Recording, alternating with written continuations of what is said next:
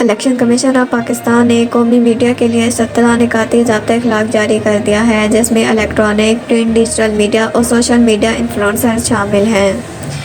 قومی میڈیا پاکستان کے نظریاتی خود مختاری، سیکیورٹی، عدلیہ اور عدالتوں کے خلاف رائے کی عکاسی نہیں کرے گا اور ایسے بیانات جن سے قومی اتحاد، امن کو خطرہ ہو، نشر نہیں کیے جائیں گے۔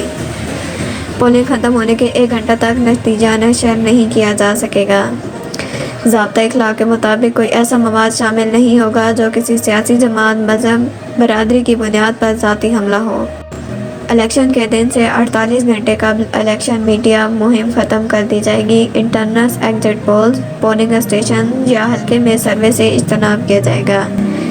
صرف تسلیم شدہ میڈیا نمائندگان پولنگ عمل کی ویڈیو بنانے کے لیے پولنگ اسٹیشن میں داخل ہوں گے۔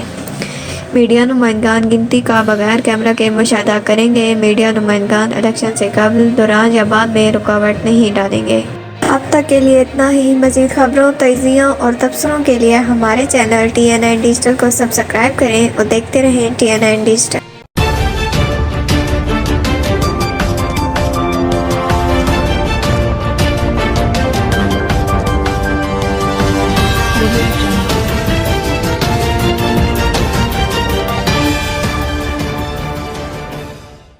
TNN Digital